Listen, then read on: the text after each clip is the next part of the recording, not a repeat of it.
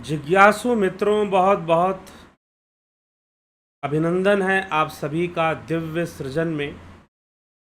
प्रत्येक दिवस की भांति आज भी हम यहाँ पर लाइव चर्चा का कार्यक्रम शुरू कर रहे हैं और लाइव चर्चा का यह कार्यक्रम शिव संहिता पर हम प्रतिदिन शिव संहिता पर चर्चा कर रहे हैं। और आज शिव संहिता का जो विषय है प्राण रहस्य,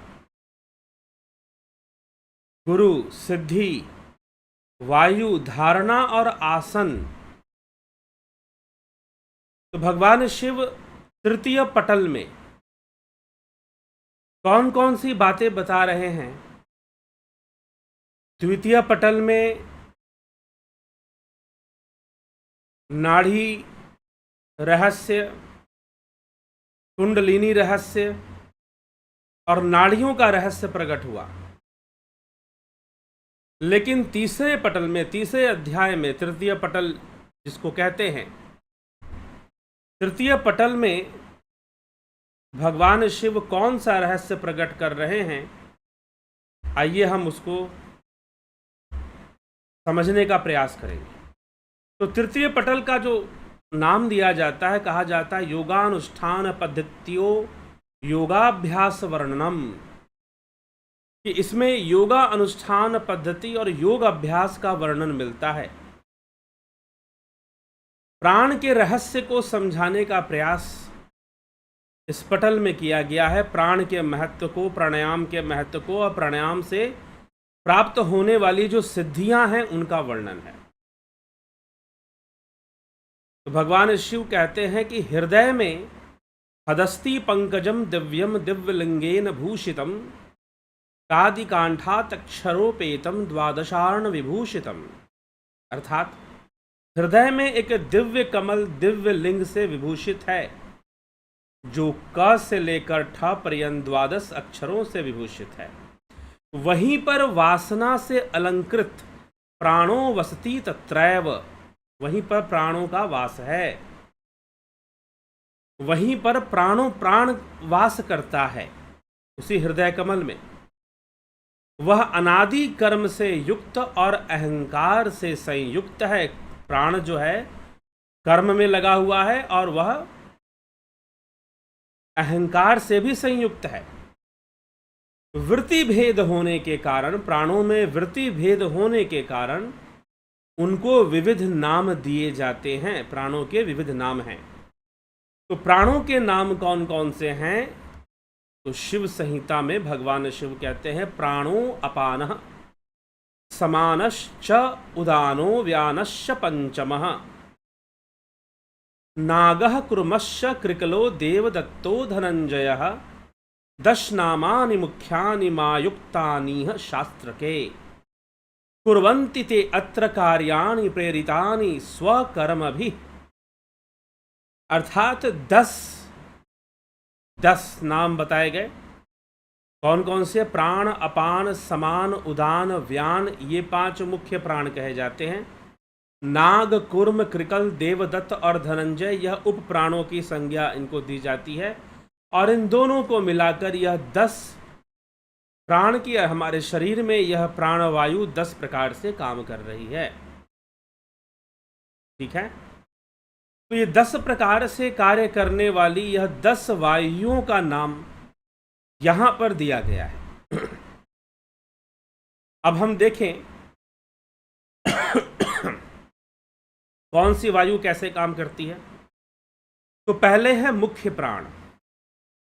मुख्य प्राण के नाम कौन कौन से हैं? प्राण, अपान, समान, उदान और व्यान। प्राण का स्थान है शरीर में हृदय, वक्षस्थल, यह प्राण का स्थान है। प्राणों से ही ज्ञानेंद्रियां सही ढंग से काम करती हैं।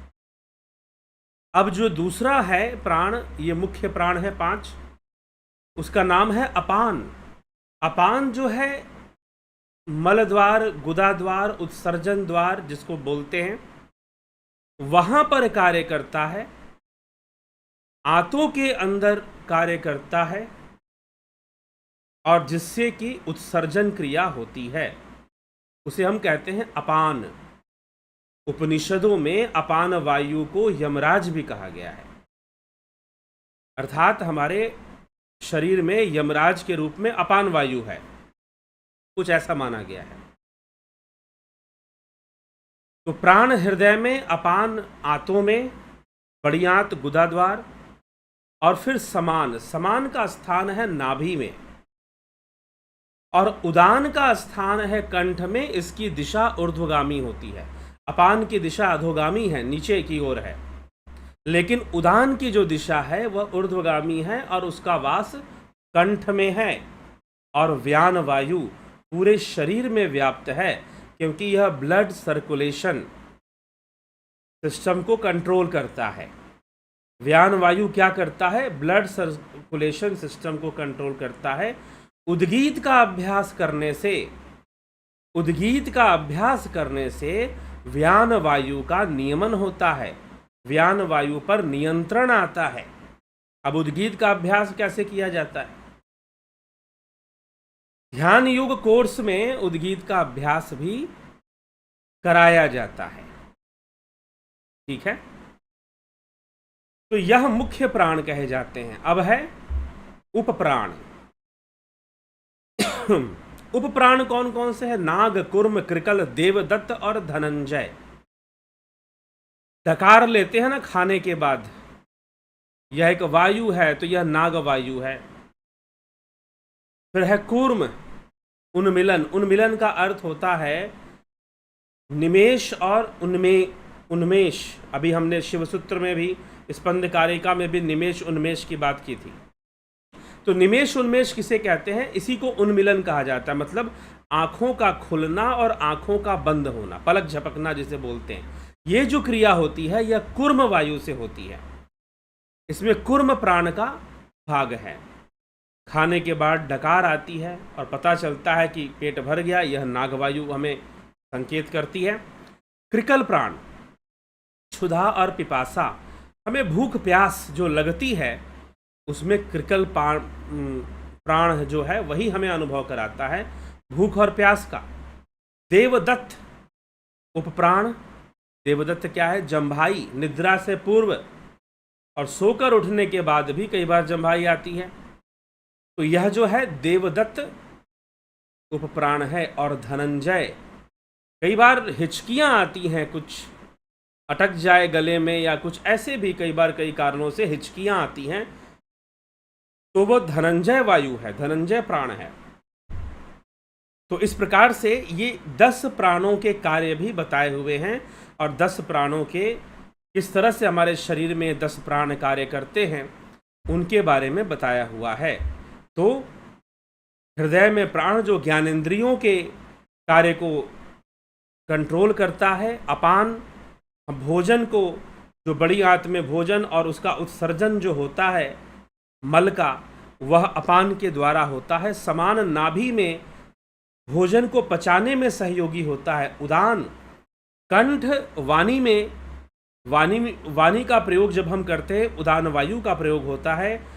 कंठ में उदान वायु और इसकी दिशा ऊर्ध्वगामी है, तो मस्तिष्क में भी उदान वायु कार्य करती है विचारों के साथ। उदान वायु बिगड़ने से डिप्रेशन और मानसिक रोग होते हैं। उदान वायु बिगड़ने से मानसिक रोग होते हैं, डिप्रेशन होगा, ओवर थिंकिंग होगा, ठीक है। और व्यान ब्लड सर्कुलेशन, रक्त प्रवाह को जो है व्यान वायु कंट्रोल करती है। तो यह प्राणों का रहस्य मुख्य रूप से शिव संहिता के 3रे अध्याय में हमें देखने को मिलता है। ये प्राण जो है, ये पंच प्राण और पंच उप प्राण, ये 10 प्राण बताए गए हैं। ये किस प्रकार से शरीर में कार्य करते हैं, अब इनको बताने के बाद भगवान शिव आगे जो है योग सिद्धि कैसे होगी, प्राणायाम कैसे होगा, इन प्राणों का नियमन कैसे होगा, इनका नियंत्रण कैसे होगा, और दूसरी कई क्रियाएं, प्राणायाम की कई क्रियाओं का भी वर्णन वह करते हैं, जैसे नाड़ी शोधन क्रिया का वर्णन मिलता है। तो इस प्रकार से प्राण का वर्णन यहाँ पर हमें देखने को प्राप्त हो रहा है। उसके बाद भगवान शिव योग सिद्धो गुरु महता, अर्थात गुरु के महत्व को भी समझाने में वह वर्णन करते हैं कि भाई गुरु का क्या महत्व है। तो अब दो प्रकार के योग हैं, हठ योग और राजयोग। दो प्रकार के योग हैं, हठ योग और राजयोग। तो हठ योग राजयोग में गुरु का क्या महत्व है? हठ योग में विशेष रूप से महत्व है गुरु का। हठ योग में गुरु का विशेष रूप से महत्व माना गया है, क्योंकि गुरु ही हठ योग सिखाता है। जब बात राजयोग की आती है तो वहां पर गुरु के साथ शिष्य का आंतरिक संबंध बहुत महत्वपूर्ण होता है। और वैसे भी राजयोग एक परिपक्व अवस्था में ही सही से होता है, तो बहुत ज्यादा शिष्य गुरु की समीपता का बहुत महत्व वहां पर नहीं मिलेगा। लेकिन हठ योग में गुरु शिष्य समीपता का महत्व होता है। क्यों? क्योंकि हठ योग, राजयोग और हठ योग, राजयोग विषय है सांख्य शास्त्र का और हठ योग तांत्रिक साधनाओं के अंतर्गत इसे माना गया है। ठीक, तो शिव संहिता हठ योग का विषय है। तो गुरु को संतुष्ट करना, इस विषय पर बहुत जोर दिया गया है कि गुरु आपके कर्म से संतुष्ट हो, तभी उसकी दी हुई विद्या या दी हुई ज्ञान का फल आपको प्राप्त हो पाएगा, तभी आप उसको शुभ कर पाएंगे और अच्छा लाभ उठा पाएंगे। तो गुरु के महत्व को समझाने का प्रयास भी भगवान शिव यहाँ पर कहते हैं और गुरु की महिमा गान करते हैं। गुरु पिता गुरुर्माता गुरुर्देवो न संशय। गुरु देवता है, गुरु माता पिता है, इसमें संशय नहीं है। इसलिए शिष्य को चाहिए कि वह सेवा करके गुरु को प्रसन्न करे। कौन से गुरु को? जो हठ योग के गुरु हैं, जो भली भांति समझते हैं कि प्राणायाम कैसे किया जाता है, प्राणों का रहस्य जानते हैं, कुंडलिनी शक्ति का रहस्य जानते हैं और वह सिखाते हैं, बताते हैं उसकी सूक्ष्मता को। तो गुरु का बड़ा महत्व होता है। जैसे कि संगीत में सुर लगा रहे हो, सही लगा रहे हो, गलत लगा रहे हो, पकड़ने वाला गुरु सिखाता है। गलत लगाने से गला खराब हो जाएगा।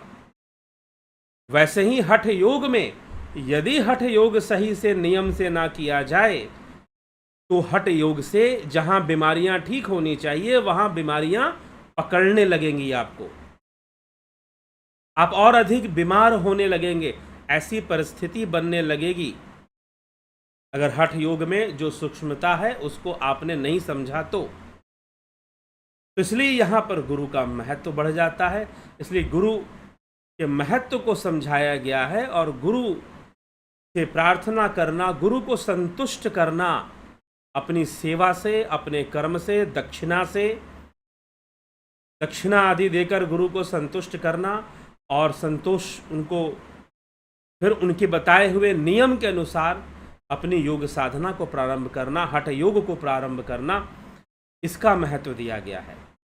और श्रद्धावान जनों की निश्चय करके सिद्धि होती है। जो गुरु में श्रद्धा रखते हैं, निश्चय करके उनकी सिद्धि होती है, अन्य लोगों की नहीं। अतः यत्न पूर्वक साधना करनी चाहिए। ठीक, लेकिन इन सब से भी पहले जो विषय आया जाता है कि योग्य गुरु की प्राप्ति होना, वह भी बड़ा महत्वपूर्ण हो जाता है फिर। ठीक, तो योग्य गुरु की प्राप्ति हो तो उसके सामने हमें मिथ्या भाषण नहीं करना चाहिए। कुछ नियम बताए भगवान शिव ने, उसका पालन करना चाहिए। फिर वह योग सिद्धि प्रकरण की, अब योग सिद्धि होगी कैसे, योग सिद्धि प्रकरण को समझाते हैं कि योग सिद्धि होगी कैसे। तो एक हठ योगी को अपनी साधना कहाँ से शुरू करनी चाहिए? तो वो कहते हैं कि ततश्च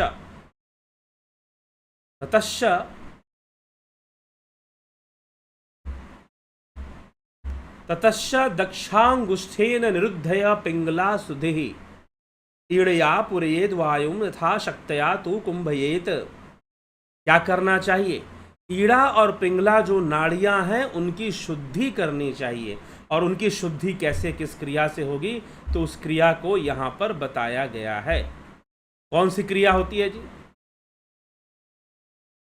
कि पहले ईड़ा नाड़ी से आपको श्वास भरना चाहिए, फिर कुंभक करना चाहिए, फिर पिंगला से श्वास को धीरे धीरे छोड़ना चाहिए, और फिर छोड़ने के बाद फिर कुंभक कर फिर पिंगला से श्वास लेते हुए फिर कुंभक, अंतः कुंभक कर फिर बाह्य कुंभक। अब ये जो सारी क्रिया है, नाड़ी शोधन की क्रिया आती है, बहुत विधि पूर्वक ध्यान योग जो कोर्स चलता है, ऑनलाइन कोर्स, उसमें इस क्रिया को बताया गया है।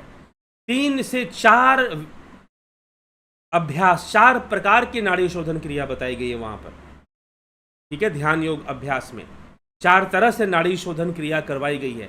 तो देखिए, अब यहां पर आपको हम बता दें कि जो ध्यान योग का कोर्स चलता है ऑनलाइन, वह शास्त्र सम्मत चलता है। शिव संहिता में जब योग सिद्धि प्रकरण पर भगवान बोलना शुरू करते हैं कि योगी को अपना अभ्यास कैसे शुरू करना है, तो क्या वो सबसे पहले आसन करेगा, सूर्य नमस्कार करेगा, शीर्षासन और मयूरासन, वृश्चिकासन, चक्रासन करेगा? जी नहीं। सबसे पहला अभ्यास जो योग साधना को में करना चाहिए, वह है नाड़ी शोधन क्रिया। यहां से योग प्रारंभ होता है। हाँ, आसन, हठ योग है तो हठ योग में तो आसन होता ही होता है, लेकिन आसनों का भी लाभ पूरी तरह से तभी मिलेगा जब नाड़ियां शुद्ध हों। और ध्यान योग का जो प्रारंभ है, इस चैनल पर जो ऑनलाइन ध्यान योग का कोर्स चलता है, वह इसी क्रिया से, इसके 3 वेरिएशन वहां बताए गए हैं। यहां पर भगवान ने एक साधारण रूप में दिया है कि भाई हमें ऐसे श्वास लेकर फिर कुंभक करना चाहिए, फिर छोड़ना चाहिए, तो ये शिव संहिता में ये मिल रहा है। लेकिन ये योग सिद्धि प्राप्त करने की पहली क्रिया, यहीं से योग साधना शुरू होती है।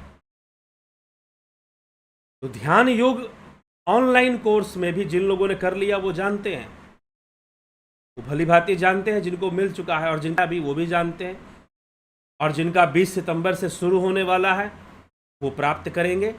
तो नाड़ियों को पहला काम है, नाड़ियों को शुद्ध कीजिए, ईड़ा पिंगला नाड़ियों को शुद्ध कीजिए, और शुद्ध करने के लिए कुंभक क्रिया, कुंभक का बहुत महत्व बताया गया है। कुंभक तो दिन में जितनी बार हो सके उतनी बार करना चाहिए। वैसे हठ प्रदीपिका में ऐसा वर्णन कुंभक के बारे में किया जाता है। हठ प्रदीपिका का भी हम वर्णन करेंगे, बहुत अच्छा ग्रंथ है, लेकिन ये हमें कुछ पता चल जाएगा तो आगे की चीज़ें समझने में बहुत दिक्कत नहीं आएगी, ठीक है। तो हठ प्रदीपिका ग्रंथ के अंदर भी ऐसी चर्चा मिलती है। तो नाड़ी शोधन क्रिया, यहाँ से आपकी साधना शुरू होगी, आपका योगाभ्यास इसी क्रिया से हमेशा शुरू होनी चाहिए, ठीक है।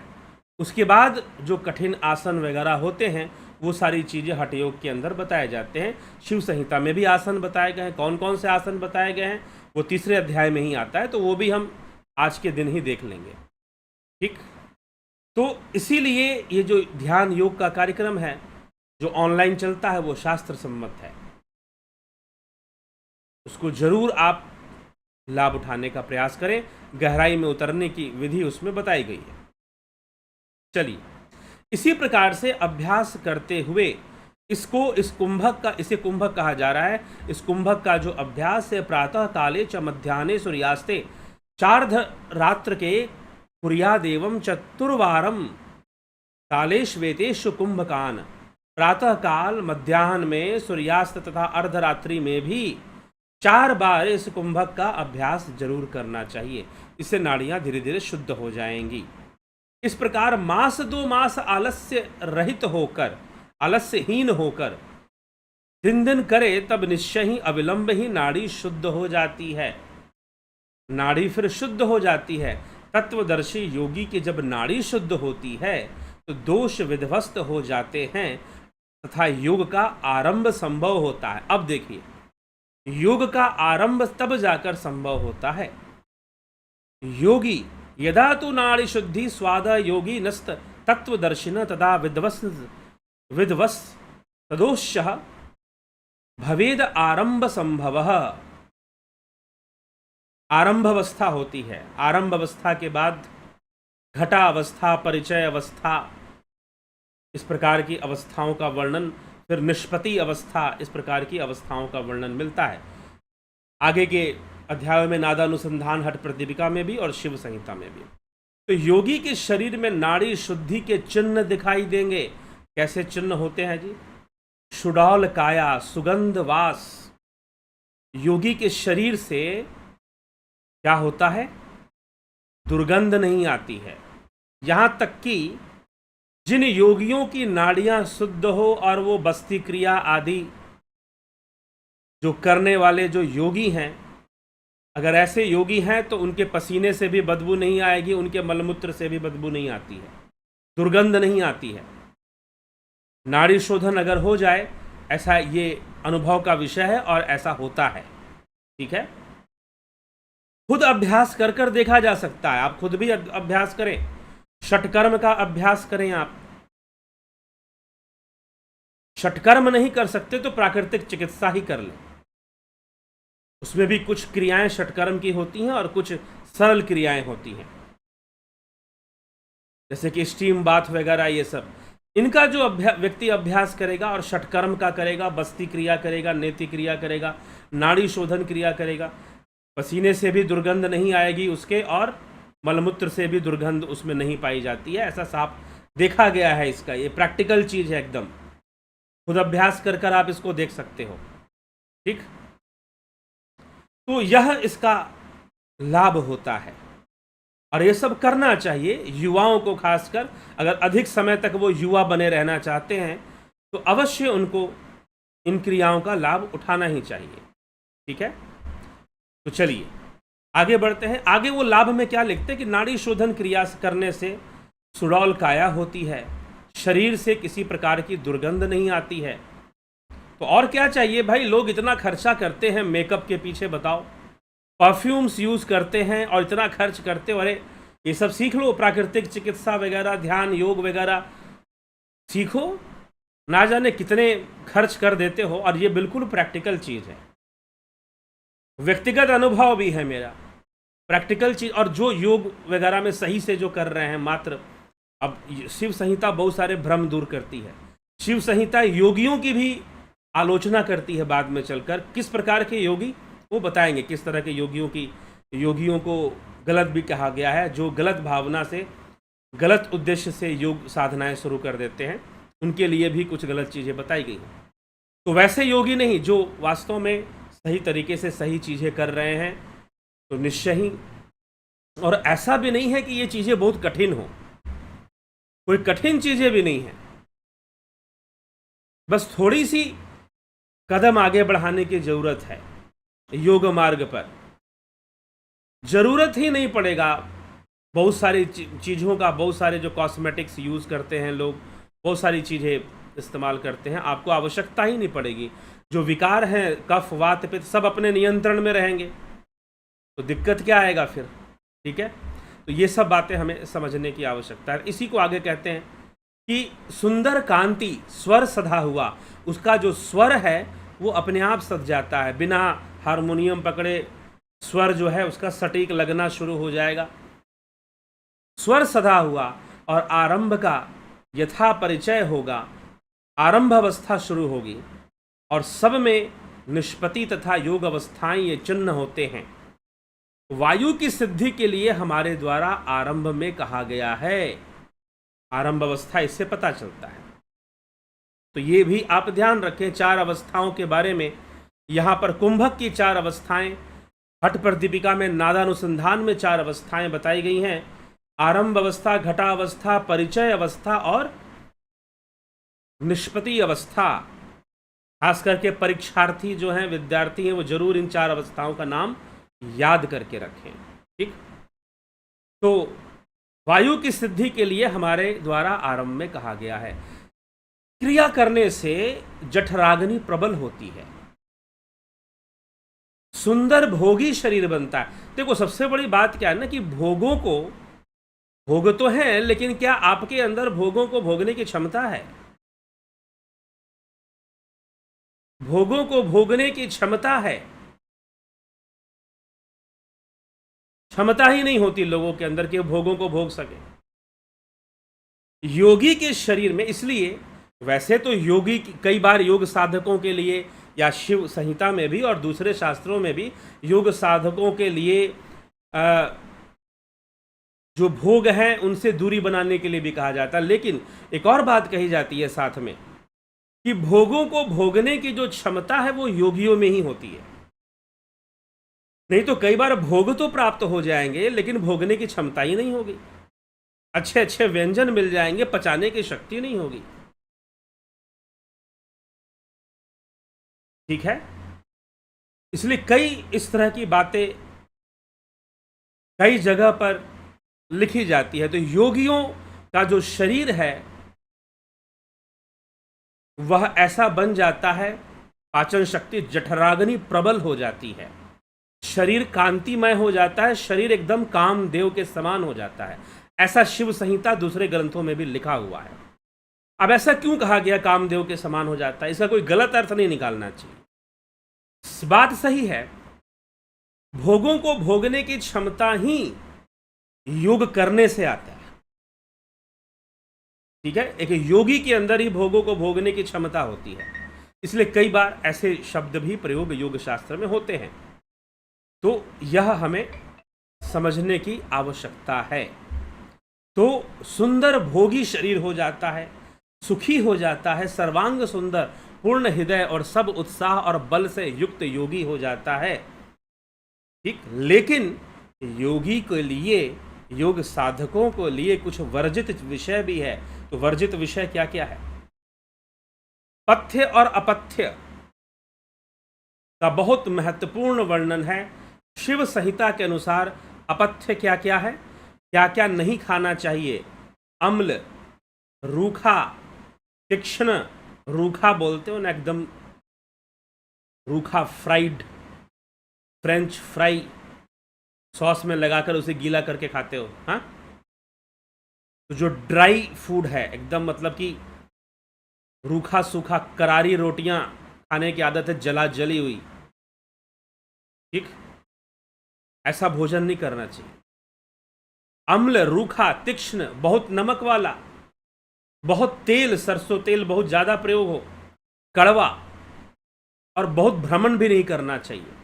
लेकिन बिल्कुल हमेशा एक जगह पर बैठे भी नहीं रहना चाहिए। और बिल्कुल एक और चीज, प्रातः स्नान वर्जित है। ध्यान रखिएगा, ध्यान से सुनिए।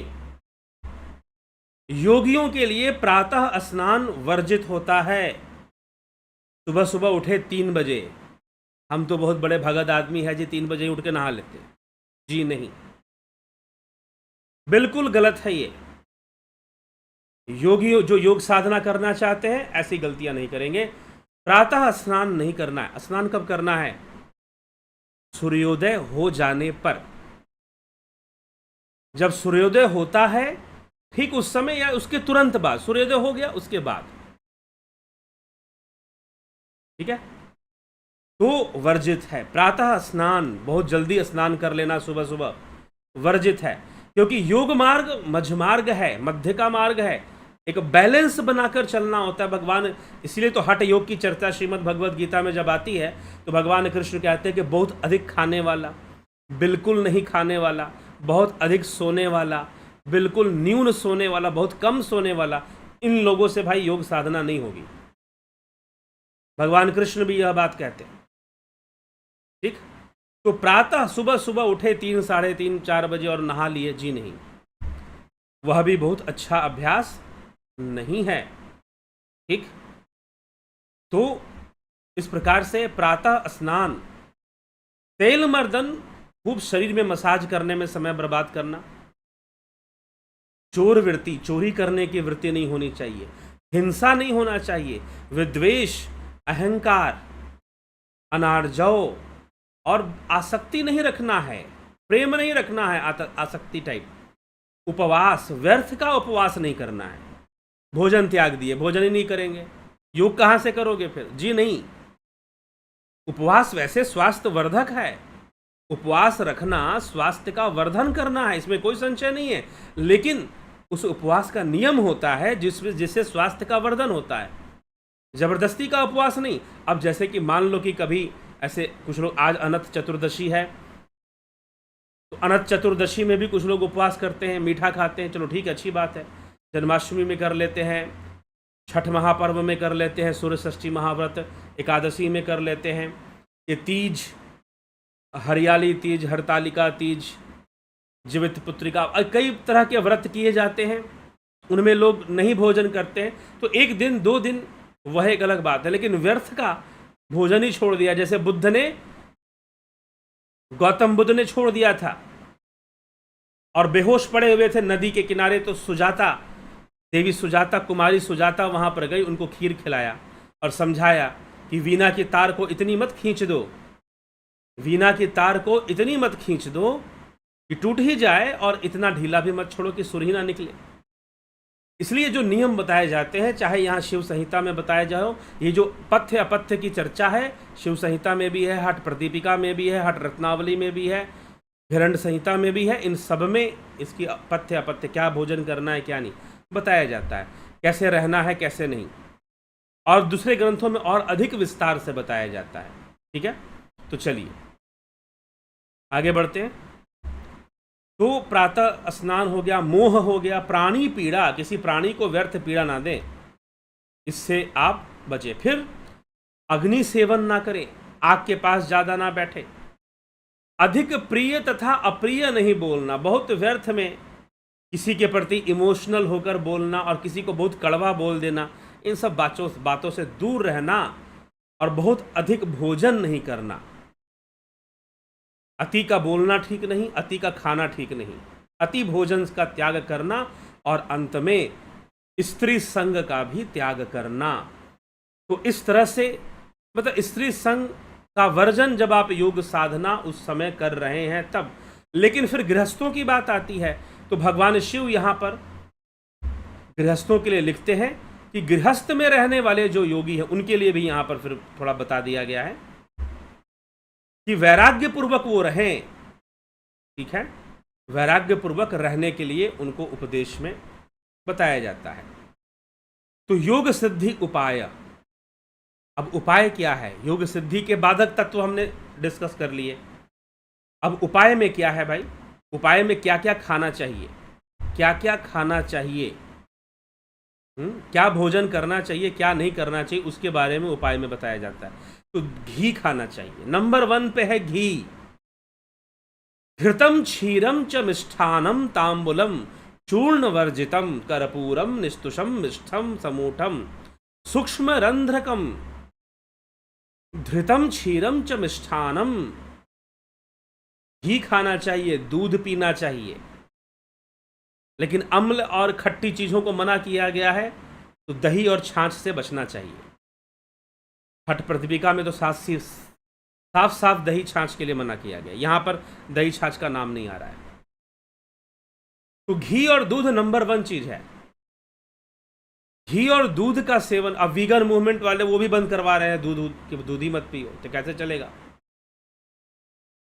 तो घी का सेवन क्यों महत्वपूर्ण होता है? अब यहां पर कुछ कॉन्ट्राडिक्शंस आएंगी, मैं आपको बता रहा हूं। एक बात बताइए कि हठ योग किसका विषय है? शिव संहिता शुरू हो गई, हठ योग प्रतिपिका भी हम अध्ययन करेंगे। कहीं पर यह नहीं लिखा गया कि हठ योग, शुरुआत में यह नहीं लिखा जा रहा कि भाई हठ योग आप करोगे तो यह सन्यासी लोग ही करते हैं, ऐसी भी कोई बात नहीं, कोई भी कर सकता है। अब यहां पर एक द्वंद्व आता है कि कई जगहों पर योगियों ने घी दूध के लिए मना भी किया है, विशेष करके घी के लिए मना है। रामकृष्ण परमहंस अपने शिष्यों को बहुत घी खाने से मना करते थे, और कोई बहुत घी खाता था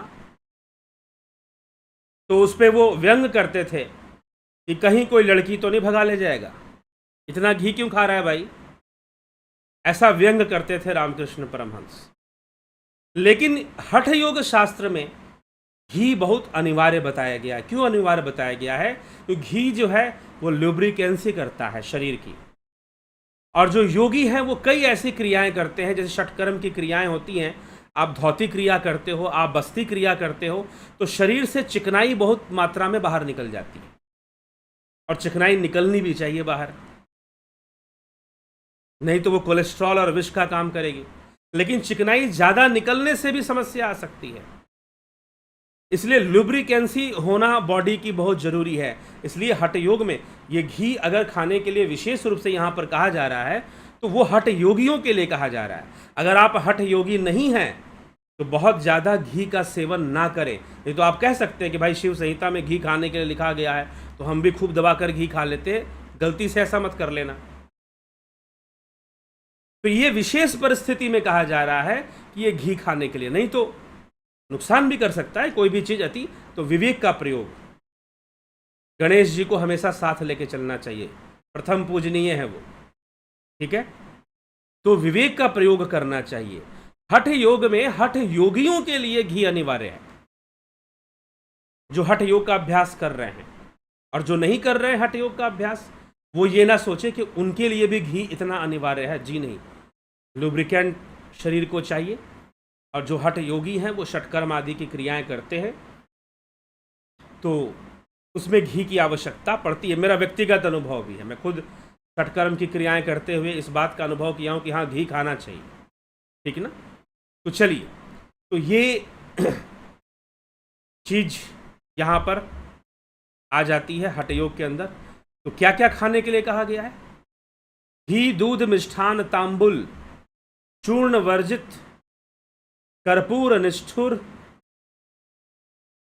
चूर्ण वर्जित है, ठीक ना। लेकिन घी, दूध, मिष्ठान, तांबुल, चूर्ण वर्जित, कपूर निष्ठुर वर्जन, महीन वस्त्र धारण, सिद्धांत का श्रवण, वैराग्य से गृह निवास। घी, दूध, मिष्ठान तो खाइए, लेकिन तांबुल चूर्ण वर्जित है। तांबुलम चूर्णम वर्जितम। चूर्ण वर्जितम मतलब यहां पर जो चूर्ण, तांबुल का तंबाकू भी हो सकता है। तांबुल वैसे सुपारी को बोलते हैं, तांबुल सुपारी के लिए यह शब्द होता है। आसामी भाषा में वैसे भी सुपारी को बोला जाता है, ठीक। महीन वस्त्र धारण करना चाहिए, बहुत हैवी, मोटा, टाइट फिटिंग कपड़े नहीं पहनने चाहिए, महीन वस्त्र धारण करना चाहिए। योग सिद्धांतों का नियमित श्रवण करना चाहिए। और गृहस्थ लोगों को वैराग्य गृह सेवनम, सिद्धांत श्रवणम नित्यम वैराग्य गृह सेवनम। घर में निवास कर, जो सन्यासी है वो तो घर में रहेगा नहीं, लेकिन ये सारी बातें प्रारंभ से ही कहीं सन्यासी की कोई चर्चा नहीं हो रही कि भाई जो घर छोड़ चुका है। इसीलिए यहाँ पर सीधा गृह सेवनम, घर में निवास करने की बात कही जा रही है, ठीक है। तो इस प्रकार से, और खाली समय में स्वाध्याय करना चाहिए और भगवान का नाम कीर्तन भी करना चाहिए, श्रवण करना चाहिए। भगवान का नाम संकीर्तनम विष्णु सुनाद श्रवणम परमम। तो परम नाम कीर्तन को श्रवण करना चाहिए। इसी प्रकार से धृति क्षमा तपा शौचम, धर्मृति गुरु सेवनम। धृति, क्षमा, तप, शौच, बुद्धि, लज्जा और गुरु सेवा, इन सदा इन नियमों का पालन करते रहना चाहिए। बुद्धि का प्रयोग, सामान्य जीवन, शौच, शुद्धता हमेशा बना के रखना चाहिए। सूर्य नाड़ी के प्रवेश करने पर ही भोजन करना चाहिए, और सूर्य नाड़ी का प्रवेश सूर्योदय के साथ होता है, ठीक। विद्वानों के द्वारा भोजन करने पर या भूख में तुरंत वायु का अभ्यास नहीं किया जाता। तुरंत भोजन करने के बाद प्राणायाम नहीं करना चाहिए। जो लोग ध्यान योग का कोर्स करते हैं उनको भी ये बात बताई जाती है कि भोजन करने के तुरंत बाद प्राणायाम का अभ्यास, नाड़ी शोधन आदि क्रियाओं का अभ्यास, वायु का अभ्यास आप नहीं करेंगे, ठीक है। तो यह विषय बताया जाता है। तो यह अभ्यास का विषय है, और यहाँ से भगवान शिव अभ्यास की चर्चा शुरू करते हैं कि एक योगी को किस प्रकार से अभ्यास करना चाहिए। इच्छा अनुसार वायु के धारण से निश्चय ही कुंभक सिद्ध होगा। कुंभक को सिद्ध करने का प्रयास करना चाहिए। उसको लेकर कुछ अवस्थाएं बताई गई हैं कि कुंभक करने से जो पहली अवस्था आती है कि शरीर में पसीना उत्पन्न होता है, दूसरी अवस्था कंप उत्पन्न होता है और बाद में हमें शांति का अनुभव होता है। योगी को पद्मासन का अभ्यास करना चाहिए। पद्मनस्थ होकर भी योगी पृथ्वी को त्याग कर अंतरिक्ष में वर्तता है, सूक्ष्म देह का भी अनुभव कर लेता है योगी। तो ऐसी कई बातें जो होती हैं योग सिद्धि के रूप में आनी शुरू हो जाती हैं योगी के अंदर। तो तत्वदर्शी योगी आरोग्य को प्राप्त होता है, अधीनत्व को प्राप्त होता है, मतलब गरीबी नहीं रह सकती उसके पास। दीन बीमार पड़ेगा नहीं तो गरीब क्यों पड़ेगा, गरीब क्यों होगा, ठीक है। साधक के शरीर में कफ पित्त और वायु भी उस समय साधक भोजन आदि में नियम रखे ताकि इनकी वृद्धि ना हो, ऐसा भी नियम बताया जा रहा है। तो अति अल्प खाकर व्यथित नहीं होता, अभ्यास में वह भूचरी मुद्रा सिद्ध करता है। भूचरी मुद्रा क्या है? भूचरी मुद्रा की सिद्धि करनी चाहिए, भूचरी मुद्रा का अभ्यास। वैसे मुद्रा प्रकरण जो है वो 4थे अध्याय में है, शिव संहिता के 4थे अध्याय में मुद्राओं का रहस्य बताया गया है, लेकिन यहां पर भूचरी मुद्रा का व्याख्यान आ रहा है। तो भूचरी मुद्रा कैसे करते हैं जी? भूचरी मुद्रा त्राटक क्रिया का एक अभ्यास है। ध्यान योग के अभ्यास में, ध्यान योग की जो ऑनलाइन क्लास चल रही है 20 तारीख से शुरू हो रही है, उसमें भूचरी मुद्रा बताई गई है, ठीक है। त्राटक के अभ्यास में ये त्राटक करने का एक तरीका है, जैसे शांभवी है वैसे ही भूचरी है, ठीक। तो अभी मैं करके आपको नहीं बता सकता, लेकिन अगर आप उसको जानना समझना चाहते हैं तो आप कोर्स ज्वाइन कर सकते हैं। तो त्राटक का अभ्यास भी कराया जाता है ध्यान योग के क्लास में, ध्यान योग का जो कोर्स चलता है, तो भूचरी मुद्रा उसमें कराई जाती है। चलिए ठीक है। अब जो है तो इसके अभ्यास को भी बताया है। प्राणायामेन विघ्न नाशः, प्राणायाम से विघ्नों का नाश होता है। बहुत से दारुण विघ्न दूर हो जाते हैं। एकांत में बैठकर साधक इंद्रियों को संयत करके विघ्नों के विनाश हेतु दीर्घ स्वर से प्रणव का अभ्यास करे, प्रणव का भी अभ्यास करे, प्रणव जप का भी, उद्गीत का अभ्यास करे, ठीक। इस तरह से भी विषय को लिया गया है। आगे इसी विषय को बताते हुए भगवान शिव कहते हैं कि प्राणायाम से को इस प्रकार लगन से अभ्यास करते रहने से क्या होता है, सिद्धियां प्राप्त होती हैं। कौन से सिद्धियां? प्राणायामेन योगेंद्र लब्ध वैश्वर्य अष्टकानि वै पाप पुण्योदधिम तीर्त्वा त्रैलोक्य चरतामियात। योगवित प्राणायाम से 8 ऐश्वर्य, इन्हें ऐश्वर्य बोलते हैं। किसको? 8 ऐश्वर्य की प्राप्ति हो सकती है योगी को। ये 8 ऐश्वर्य कौन कौन से हैं? अणिमा, महिमा, गरिमा, लघिमा, प्राप्ति, प्राकाम्य, ईशिता और वशिता। यह 8 सिद्धियां कहलाती हैं, इनकी प्राप्ति होती है। अणिमा, महिमा, गरिमा, लघिमा, प्राप्ति, प्राकाम्य, ईशिता और वशिता। इसको नोट कर लें जो परीक्षा देने वाले हैं। तब अभ्यास क्रम से ही 3 घटी तक प्राणायाम सिद्धि हो जाए तो उससे सब सिद्धियां योगी को स्ववश हो जाती हैं। वाक सिद्धि, इच्छा अनुसार आचरण, दूर दृष्टि, दूर श्रवण, सूक्ष्म दर्शन। यद्यपि पतंजलि योग सूत्र का यह मुख्य विषय है, शिव संहिता में थोड़े से श्लोकों में बताया गया है।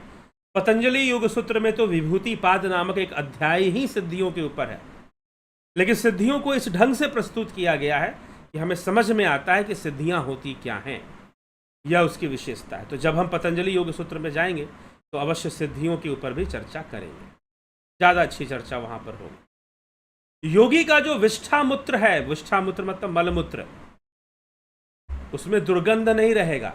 फिर से इस बात को लिखा जा रहा है, जो योग सिद्ध होते हैं दुर्गंध नहीं आती उनके शरीर से, और विष्ठा मूत्र में भी दुर्गंध ना होता उनका, ठीक है।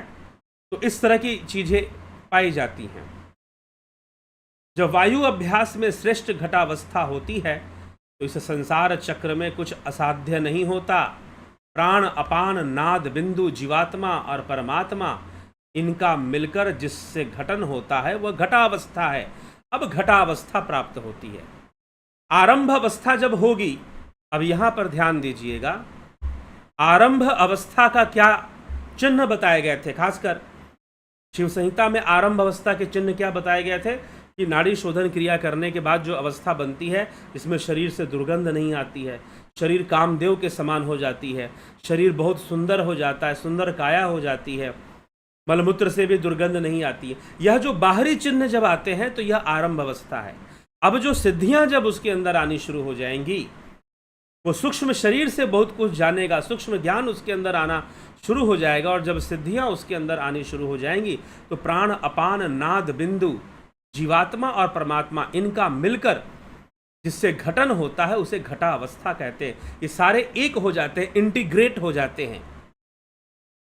महर्षि अरविंदो ने जो कहा था integration, integral Vedanta, integral yoga,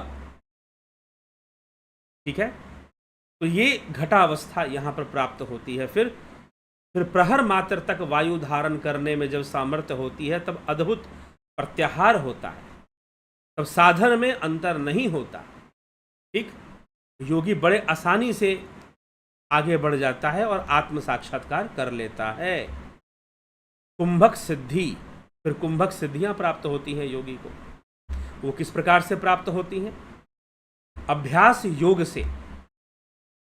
जब याम पर्यंत, एक प्रहर, याम मतलब एक प्रहर पर्यंत होता है, तब योगी एक बार कुंभक को करता है। मतलब 8 याम है तो हर याम में एक बार कुंभक होना चाहिए।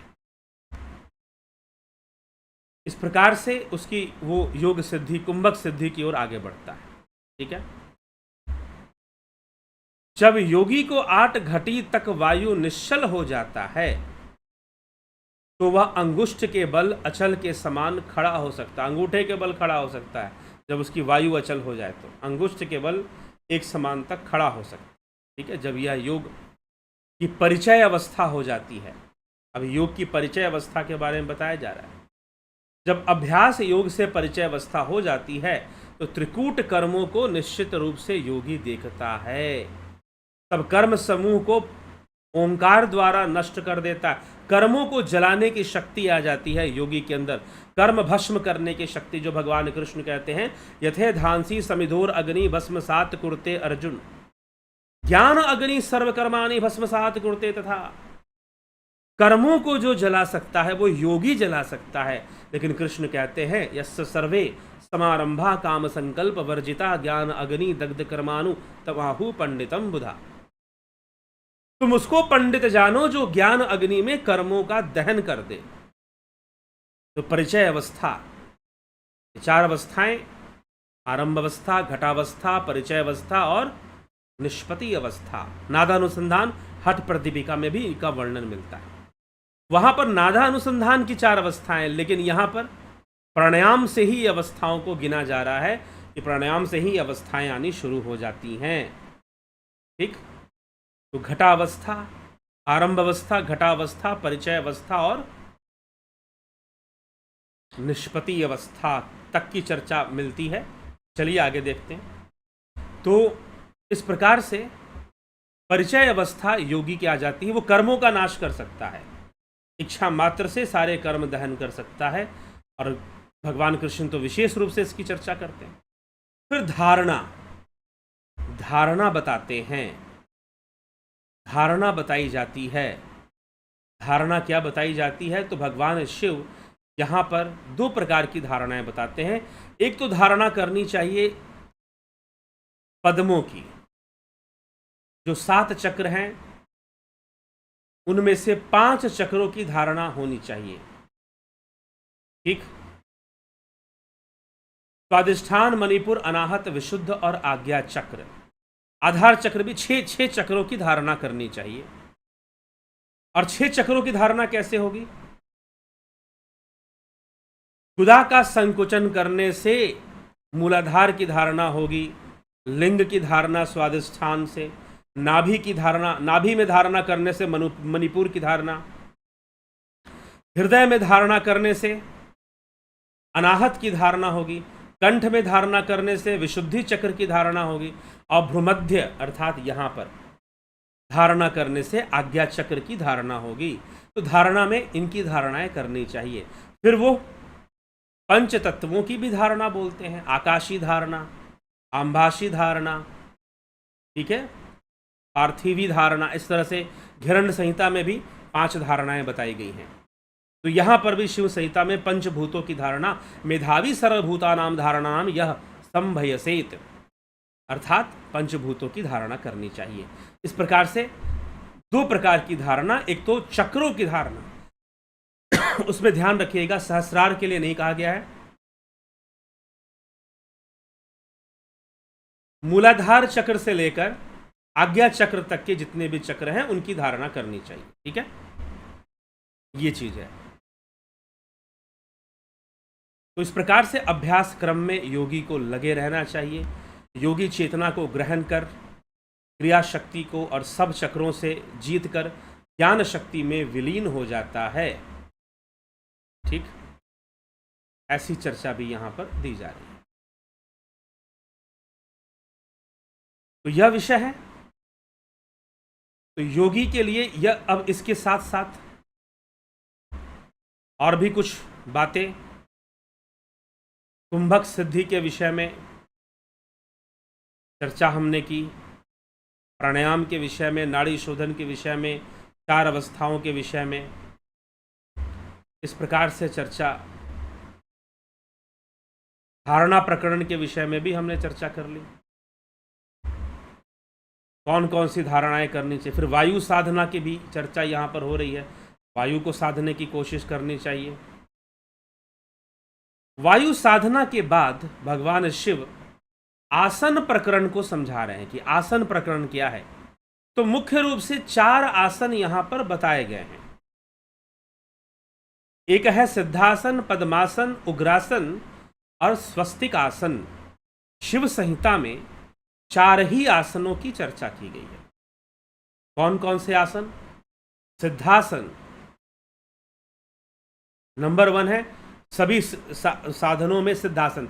इसलिए जब आप हठ प्रदीपिका ग्रंथ पढ़ेंगे तो वहां पर 15 आसन बताए गए हैं, 4 आसन सबसे श्रेष्ठ बताए गए हैं और वो 4 आसन शिव संहिता के आसन हैं, क्योंकि ये शिव के आसन माने जाते हैं। 4 आसन क्या है? सिद्धासन नंबर 1, दूसरा पद्मासन, लोटस लाइक फीट हम बनाते हैं। सिद्धासन में हम क्या करते हैं, दाहिने पैर की जो एड़ी है उसको मूलाधार में लगाते हैं। मूलाधार कौन सा स्थान है जी? कल बताया था मैंने, गुदा से 2 अंगुल ऊपर और लिंग से 2 अंगुल नीचे, अर्थात गुदा लिंग के बीच का जो स्थान है वह मूलाधार का स्थान है। तो दाहिने पैर की एड़ी मूलाधार पर और बायां पैर मोड़कर अगर लिंग स्थान के ऊपर कर रख लेते हैं, एड़ी को लगा लेते हैं तो सिद्धासन हो जाता है। ये क्रिया इस श्लोक में भी बताई गई है शिव संहिता में, मैं पढ़ नहीं रहा हूं, समय ज्यादा हो रहा है इसीलिए। पद्मासन, उग्रासन, स्वस्तिक आसन, ठीक है, तीनों आसन सरल, मतलब समझने में सरल है। पद्मासन लोटस लाइक फीट, एक दूसरे के ऊपर हम पैरों को, जांघों पर पैर चढ़ा देते हैं।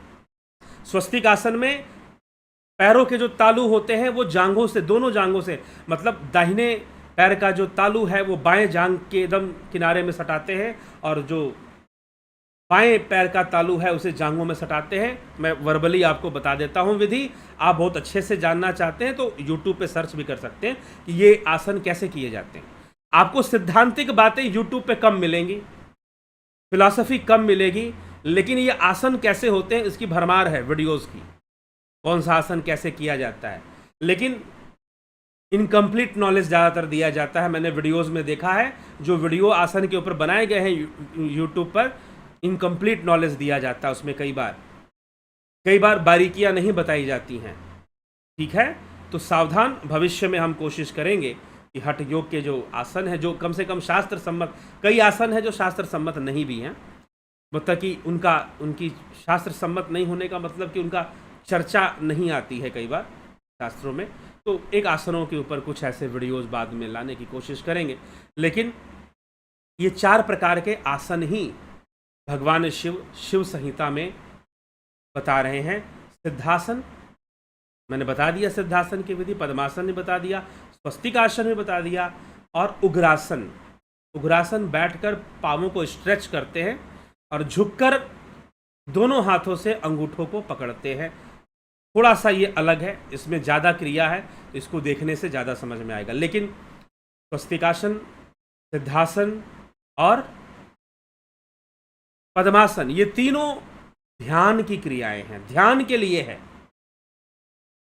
ये तीनों आसन ध्यान लगाने के लिए, आप इसमें बैठिए और ध्यान करिए, ध्यान में लीन हो जाइए, ठीक है, उसके लिए हैं। तो इस प्रकार से तृतीय पटल समाप्त होता है और कल जो है चतुर्थ पटल जो मुद्रा रहस्य है, क्या है, मुद्राओं का रहस्य, प्राण का रहस्य, प्राणायाम का रहस्य, कुंभक का रहस्य, सिद्धियों का रहस्य, आसन का रहस्य, ये हमने, और गुरु का महत्व, पथ्य अपत्य, भोजन कैसा करना चाहिए, नहीं करना चाहिए, कैसा जीवन यापन योगी का होना चाहिए, उसका एक गाइडलाइन तीसरे पटल में भगवान शिव दे रहे हैं। अब चतुर्थ पटल में मुद्रा का रहस्य बता रहे हैं और फिर पंचम पटल में विघ्नों का रहस्य बतलाते हैं। तो और 2 दिन में हम इसको वो कर लेंगे। और ध्यान योग भली भांति आप सीखना चाहते हैं, विधि पूर्वक आप ध्यान योग सीखना चाहते हैं, तो निश्चय ही आप जो है ध्यान योग का कोर्स ज्वाइन करिए। स्टार्टिंग फ्रॉम 20 सितंबर, duration 1 month, online meditation course, guided meditation, transcendental meditation, spiritual healing, join Jupiter and sun membership. Jupiter membership join करेंगे तो ये तीनों साधनाएं बताई जाती हैं। सन मेंबरशिप में गाइडेड मेडिटेशन और ट्रांसेंडेंटल मेडिटेशन ही बताई जाती है, ठीक है। तो 9661802459 पर संपर्क कर आप इसकी जानकारी प्राप्त करेंगे। प्राकृतिक चिकित्सा से संबंधित कोर्स 20 सितंबर से ही शुरू हो रहा है। इसमें भी टोटल 27 वीडियोस दी जाती हैं और यह जो 27 वीडियोस हैं उनमें शरीर का विज्ञान समझाया जाता है, भोजन का विज्ञान समझाया जाता है और लगभग जो आपके 14 वीडियोस हैं वो ट्रीटमेंट पर होता है, चिकित्सा टेक्निक्स होती हैं, कैसे बॉडी को डिटॉक्सिफाई करना चाहिए, उसके ऊपर कई टेक्निक्स बताई जाती हैं, वो सीखने की चीज़ें होती हैं। क्योंकि डिटॉक्सिफिकेशन ही इसका सिद्धांत है कि कैसे बॉडी को डिटॉक्सिफाई हमें करना है, यही सिद्धांत पर प्राकृतिक चिकित्सा कार्य करता है। तो चलिए, समय को ध्यान में रखते हुए, बहुत ज़्यादा समय आपके प्रश्नों को नहीं दे पाएंगे, ठीक है, तो आगे बढ़ते हैं। घनश्याम सरोदे जी, राकेश मराठे, नवजोत नाथ, जगत नारायण, अशोक माली, भरत छबलानी, वासु राजपूत, हीरालाल यादव, राम गोपाल जांगीर, संदीप सरोहा जी, विक्रम सिंह जी, अर्जन भाई चौहान, अबनी प्रधान, रमेश यादव, राम लखन राजपूत, विनोद के सूद, नरसा राम, श्वेता राय सिन्हा जी, अमन कक्कर, रविंद्र मकवाना, सविता नायक, रमेश पेशवानी, राजू पाल, भाईलाल चौवटिया, विक्रम सिंह जी। क्या सुषुम्ना जागृत हुए बिना भी योग में आंतरिक दर्शन होता है? 4 महीने से बीमार था, अब आपका सत्संग सुन के मुझे मौका मिला। सुषुम्ना जागृत हुए भी क्या आंतरिक दर्शन होता है? सुषुम्ना जागृत होने का अर्थ क्या है? सुषुम्ना में प्राणों का प्रवेश होना, ठीक है, सुषुम्ना में प्राणों का प्रवेश होना। तो प्राणों का प्रवेश सुषुम्ना में अगर थोड़ा सा भी होता है तो कई तरह की अनुभूतियां आ सकती हैं, लेकिन इसका मतलब यह नहीं है। कई बार क्या होता है कि कुछ बातें हमें इस ढंग से बता दी जाती हैं कि भाई बेटा तुम्हारा काम हो गया, तुमने लक्ष्य प्राप्त कर लिया, बस यहीं पर सारी विडंबना है। यह योग का प्रारंभ है। जो आंतरिक दर्शन है यह योग का अंत नहीं है विक्रम सिंह जी, प्रारंभ है। लेकिन मूर्ख बनाया जाता है कि तुमको ब्रह्म ज्ञान हो गया, वो ब्रह्म ज्ञान ब्रह्म ज्ञान में कन्वर्ट हो जाता है फिर, ठीक। यह योग का प्रारंभ है। जब आपका योग सही होगा और सुषुम्ना में प्राणों का प्रवेश शुरू होगा तो उस समय आपको आंतरिक दर्शन हो सकते हैं। लेकिन उस आंतरिक दर्शन को ब्रह्म ज्ञान बोल देने से शास्त्र विरुद्ध हो जाता है, ठीक है। हाँ, ऐश्वर्य दर्शन कहा जा सकता है। भगवान कृष्ण ने कहा योग ऐश्वर्य रूपम, मैं अपना योग ऐश्वर्य, योग सिद्ध रूप दिखाऊंगा।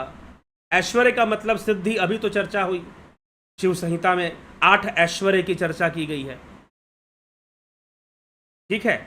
लेकिन ऐश्वर्य रूप को कुछ लोग ब्रह्म ज्ञान बोल दिया करते हैं, ठीक है, बोलते रहे, उससे कोई फर्क नहीं पड़ता, लेकिन वो निश्चय ही शास्त्र विहीन तथ्य, शास्त्र युक्त तथ्य नहीं है वो, ठीक है। तो आंतरिक दर्शन हो सकते हैं, लेकिन आंतरिक दर्शन हो गया इसका मतलब क्या? ज्ञान हो गया? जी नहीं। तो यात्रा का प्रारंभ हो रहा है वहां से, अगर बचा पाए उस आंतरिक दर्शन को तो ठीक है, वो अंत थोड़ी ना है, वो तो प्रारंभ है। यही श्वेतास्त्रोपनिषद में ध्यान योग की चर्चा मिलती है, तो वहां पर लिखा गया है, निहार धुमार का अनिल नाम खद्युत विद्युत स्फटिक शशि नाम एतानी रूपानी पुरस्सरानी ब्रह्मण्य अभिव्यक्ति करानी योगे। योग के समय, योग के प्रारंभ में आपको ऐसी अनुभूतियां, ऐसे आंतरिक दर्शन होंगे। तो ये क्या है? योग का प्रारंभ है, बिगिनिंग हो रहा है यहां पर। अब सुषुम्ना जागृत हुई कि नहीं हुई? हो सकता है कि हाँ जी हाँ, उसमें प्राणों का प्रवेश हुआ है, निश्चय ही हुआ है, इसमें कोई संशय नहीं है, लेकिन इसका मतलब यह नहीं कि वो जागृत हो गई है। जागृत हो गई है यह उसका अर्थ नहीं है। जैसे कि अब सुनो, कोई आदमी सोया हुआ है, आपने कहा कि भाई उठो उठो, उसने थोड़ा सा कहा कि हाँ ठीक है उठ रहा हूं उठ रहा हूं। कुछ आलसी लोग होते हैं ना, नहीं उठते हैं, बोलेंगे ठीक है उठ रहा हूं, लेकिन अभी उठा नहीं है वो, आप बोल के चले गए, वो 2 घंटा सोया रहेगा, ठीक है। तो अगर आपको अंतर्दर्शन होना शुरू हुआ तो सुषुम्ना नाड़ी क्या बोल रही है कि ठीक है उठ रही हूं, लेकिन अभी उठी नहीं है, क्योंकि जिस दिन उठ जाएगी, पूरी तरह से जागृत हो जाएगी, उस दिन जीवन ही कुछ और हो जाएगा। जब सुषुम्ना पूरी तरह से जागृत हो जाएगी तब। तो वो कह रही है कि मैं उठ रही हूं, लेकिन अभी तो वो उठ ही रही थी और आपको बता दिया गया कि भाई तुम्हारी सुषुम्ना जागृत हो गई। आपको बता दिया गया कि सुषुम्ना जागृत हो गई और तुम पूरा सुषुम्ना को पूर्णतः, सुषुम्ना जागृत मतलब कुंडलिनी शक्ति का जागरण, ठीक है, संपूर्ण चक्रों का जागरण। सुषुम्ना जागृत तब मानी जाएगी जब, क्योंकि कुंडलिनी शक्ति का वास कहां पर है? सुषुम्ना में है। सुषुम्ना के अंदर ही चक्रों का वास हो रहा है। तो सुषुम्ना जागृत का मतलब कुंडलिनी शक्ति का जागरण। मात्र थोड़ा आंतरिक दर्शन हो जाने मात्र से सुषुम्ना का जागरण सिद्ध नहीं होता है, यह स्पष्ट कर लें। अच्छा प्रश्न था, इसीलिए मैंने समय दिया। संतोष गुप्ता जी, विनोद कुमार शर्मा, रतन सिंह जी, नीति सिन्हा, शिखर शर्मा, रूपलाल विश्वकर्मा, माधुरी कोल्हे, रामविलास, जलाराम रायका, कमलेश उपाध्याय, अमिता पंडा, भीखू कुचाड़िया, संयुक्ता पटेल, शिवम भट्ट, विष्णु चंद्र मौर्य, बिमला शाह, संयुक्ता पटेल, एम के पेडी जी, विंदेश्वरी मिश्रा जी, राकेश गुप्ता, मनोज पराशर, जयंती भाई पटेल जी, मनीष यादव, पंकज सोनी, उत्कर्ष तिवारी, धन्यवाद भारत, प्रथमेश जी, स्वर्ग नरक शिव लोक वैकुंठ लोक की दिनचर्या कैसी होती है? शिव संहिता का यह विषय नहीं, और उनकी दिनचर्या कैसी होती है यह भी कहीं पर शास्त्रों में वर्णित नहीं। पुराणों की कथा पढ़ लीजिए, शायद वहां पर आपको मिल जाएगी, ठीक है। जो मूल, इसीलिए शास्त्र परंपरा क्या है उसको समझिए, वैदिक स्कूल ऑफ फिलॉसफी क्या है उसको समझिए, ठीक है। नहीं तो खुद वैकुंठ पहुंचिए, पता चल जाएगा। हम गए नहीं हैं और हमको जाने का शौक भी नहीं है। हाँ, समाधि का शौक है, ध्यान का शौक है। ध्यान, वैसे तो कहा जाता है ध्यान अवस्था, एक ही भाव अवस्था में आप चले गए तो वैकुंठ में चले गए, ऐसा माना गया है। परमानंद में आप चले गए तो वहां पर कैसा दिनचर्या होगा? मनोमनी अवस्था होगी, परमानंद की अवस्था होगी, वहां आनंद के अलावा और क्या? तो वहां दिनचर्या क्या? ना सूर्यास्त है ना सूर्योदय है, तो दिनचर्या कहां से बनेगी? ठीक है, तो कृपया करके आपके प्रश्न का यही उत्तर है।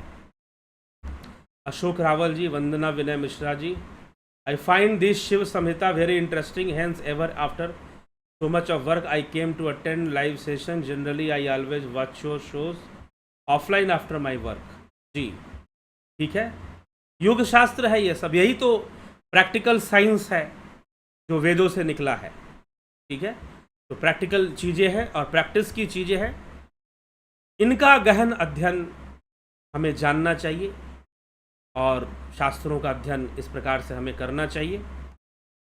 आदित्य खास रश्मि सतीश कुमार जी, मुकेश राठौड़, नानू राम, मन बुद्धि चित्त और अहंकार ब्रह्म से कैसे वर्त होता है, महाभूत से पहले होता है। मन बुद्धि चित्त अहंकार सब उसी से निकला है, महाभूतों के अंतर्गत ही आता है, क्योंकि सूक्ष्म शरीर में है तो सूक्ष्म शरीर महाभूत से ही बने हुए हैं। अपंचीकृत पंचभूतों से सूक्ष्म शरीर का निर्माण होता है। सूक्ष्म शरीर का अंग है मन बुद्धि चित्त अहंकार कर्म कामना, ये सब सूक्ष्म शरीर के अंग हैं। तो पंचभूतों से ही बने हैं मन बुद्धि चित्त अहंकार, और विकसित होते हैं, यह विकसित होते हैं। सांख्य शास्त्र में इन पर खूब है। नानू राम जी, इस चैनल पर इतने वीडियोज हैं इस विषय पर कि पूछो मत। संभवतः आप चैनल के सारे वीडियोज नहीं देखते होंगे, तो विवेक चूड़ामणि का पूरा व्याख्यान है, विवेक चूड़ामणि में आप जाइए। स्वयं आदिगुरु शंकराचार्य ने इस संपूर्ण क्रिया को बताया है। ऊपर से पतंजलि योग सूत्र पर भी व्याख्यान है और आगे भी आएगा, उसमें भी इनकी चर्चा मिल जाती है। सुबोध रामबो, मोहिनी मूर्ति और शिव की कहानी, हमने कहानियों की यहाँ चर्चा कहाँ हो रही है, ठीक। बलवंत सिंह गोहिल, नरेश मेहरा, राकेश, अरे भाई शिव शास्त्र को पढ़िए। कहानियों से अगर शिव को जानेंगे तो शायद शिव को नहीं जान पाएंगे। थोड़ा सा मूल शास्त्रों का अध्ययन और अभ्यास, साधना का अभ्यास, तो शिव क्या है, चेतना है हमारी, शिव का साक्षात्कार होगा। कलयुग में हठयोग करना उचित है, बिल्कुल उचित है। कलयुग में ही हठयोग की रचना हुई है ज़्यादातर। ये जितने भी ग्रंथ हैं सब कलयुग के अंदर आते हैं, हठयोग के। हाँ, राजयोग के कुछ ग्रंथ हैं जो कलयुग के पहले के भी हैं, लेकिन हठयोग का जो विकास है वो कलयुग में ही हुआ है। महर्षि घिरंड के द्वारा, स्वामी श्री स्वात्मा राम जी के द्वारा, महर्षि स्वामी गोरक्षनाथ जी के द्वारा, मत्स्येंद्रनाथ जी के द्वारा हठयोग का विकास किया गया है, ठीक है। कलयुग में ही हठयोग का विकास हुआ है। आपका बहुत बहुत धन्यवाद। पहली बार आपने वेद शास्त्र ग्रंथों का बहुत अच्छी तरह से समझाया, ठीक है। एके त्यागी, कमलेश उपाध्याय, पुष्पा भाटी, काशीनाथ जी, रसीला दवे, राजेंद्र चौहान, कृष्ण पुत्रा, संदीप अरोड़ा, पांडुरंग वारले, रविशंकर चौहान, संदीप अरोड़ा जी। गुरुजी क्या कुंडलिनी के चक्रों के जागरण में क्या 300 वर्ष का समय? जी नहीं, ऐसी कोई बात नहीं। संदीप अरोड़ा, कुछ वर्षों में ही हो जाता है, कुछ महीनों में ही नाड़ियाँ शुद्ध हो जाती हैं। लिखा बताया तो अभी शिव संहिता में 2 से 3 महीना अभ्यास कर लेने से नाड़ियाँ शुद्ध होने लग जाती हैं। हाँ, लेकिन उसके साथ साथ उसकी शुद्धता को बनाए रखने के लिए एक दिनचर्या सही से बनानी पड़ती है, ठीक है। ये नहीं कि 2-3 महीने अभ्यास किया और फिर से अपने पुराने ढर्रे पे आ गए तो लाभ नहीं मिलेगा, फिर से नाड़ियाँ अशुद्ध हो जाएंगी, ठीक। तो ये सब सारी चीज़ें हैं इस तरह से। काजल थपलियाल, प्रणाम, कृपया करके बताइए कि जिस प्रकार कुछ साधु किसी अंग को एक ही स्थिति में रखते हैं, क्या हठ योग होता है? वो तपस्या का एक भाग है, वो हठ योग के अंतर्गत, हाँ कह सकते हैं हम, क्योंकि वो एक आसन में बैठे हुए हैं, एक पोज में वो बैठे हुए हैं। लेकिन हठ योग में ऐसे पोजों के लिए, हाँ कुछ पोज हैं, जैसे कि शिव संहिता में जो 4 पोजेस बताई गई हैं, 4 पोजेस में आ गई आपको सिद्धासन हो गया, उग्रासन हो गया, पद्मासन हो गया और स्वस्तिकासन हो गया। तो स्वस्तिकासन, सिद्धासन, पद्मासन, इनमें आप घंटों बैठिए, कोई दिक्कत नहीं है। लेकिन वैसे किसी भी आसन के प्रति बहुत ज़्यादा रुझान भी शिव संहिता में मना किया गया है। तो ये हठ योग के विज्ञान में नहीं आएगा, लेकिन एक तपचर्या है, तपस्या है। कोई साधु जो है हठ योग ही कहलाएगा, वो भी निश्चय ही। वैसे हठ योग का देखिए अर्थ क्या है। एक तो इसका अर्थ निकलता है हठ, लेकिन दूसरा एक अर्थ निकलता है, ह से अर्थ निकलता है सूर्य और ठ से चंद्रमा। सूर्य और चंद्रमा की जो गतिविधियां हैं उस पर अपना नियंत्रण ले आना, तो सूर्य नाड़ी और चंद्र नाड़ी को अपने कंट्रोल में ले आना, उस पर नियंत्रण करना, यह हठ योग का उद्देश्य माना गया है, ठीक है। तो हठ योग के 2 अर्थ हैं। तो एक विचारधारा ऐसा है, वो हठ योग कहलाएगा, लेकिन उसकी प्रशंसा नहीं करता है हठ योग। ठीक है, हठ योग शास्त्र जो है उसकी बहुत प्रशंसा नहीं करते कि आप इस तरह से तपचर्या करते हैं। हाँ ठीक है, वो एक इच्छा शक्ति का, तपस्या से इच्छा शक्ति का विकास होता है, इसमें कोई संशय नहीं। तो एक स्थान पर वह उस तरह का हठ योग करना ठीक है एक विचारधारा के अनुसार, लेकिन यहाँ पर जो हठ योग की विचारधारा, हठ योग के जो मूल ग्रंथ हैं, शिव संहिता हो गया, हठ प्रदीपिका, घरंड संहिता, इनके अलावा ऐसे अभ्यास की ओर प्रेरित नहीं किया जाता है। ठीक है, तो धन्यवाद भारत। आचार्य, जिस प्रकार स्थूल शरीर में लिंग का भेद होता है, क्या उसी प्रकार सूक्ष्म शरीर में भी होता है? जी हाँ। क्यों होता है? क्योंकि सूक्ष्म शरीर में संस्कार रहते हैं। स्थूल वाला भेद तो नहीं रहेगा, लेकिन संस्कारों के कारण वो भेद बना रहेगा। ठीक है,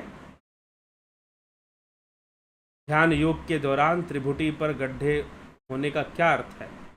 कोई अर्थ नहीं है। उसका अर्थ क्या? एक प्रतिक्रिया है।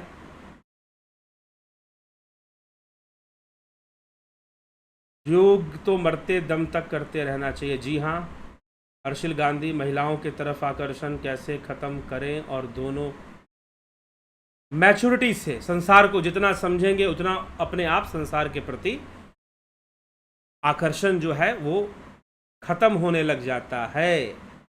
यह कोई, सबसे पहली बात तो ऐसा कुछ करने की जरूरत ही नहीं है कि आकर्षण खत्म करें।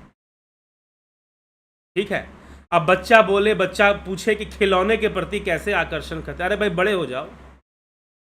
जब बड़े हो जाओगे अपने आप आकर्षण खत्म हो जाएगा, फिर ना आकर्षण रहेगा ना अनाकर्षण रहेगा। दोनों ही गलत बताया गया है। अनाकर्षण होना भी गलत, आकर्षण होना भी गलत। ठीक है, तो जब वो मैच्योर हो जाएगा, वैसे ही जब योगी साधना करते करते प्रकृति के रहस्यों को जान लेता है, बंधन क्या है, मोक्ष क्या है, समझ लेता है, तो स्वतः ही एक परिपक्वता से आकर्षण खत्म होना शुरू हो जाता है। वह एक परिपक्व अवस्था है, मैच्योर स्टेट ऑफ माइंड है। वो कोई जबरदस्ती का कोई फॉर्मूला नहीं है कि जबरदस्ती कर लेंगे और आकर्षण खत्म हो जाएगा।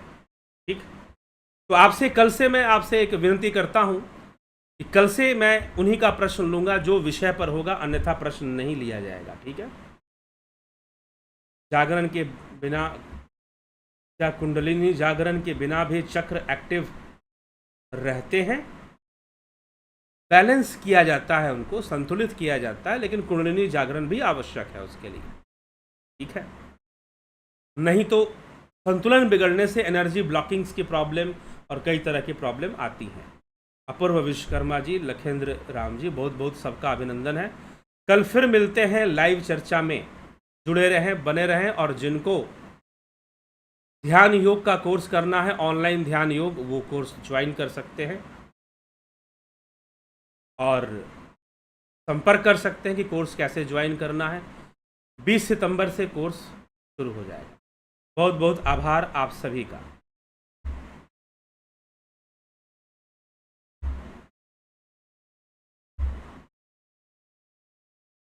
ठीक है, चलिए तो विराम देते हैं इसी के साथ।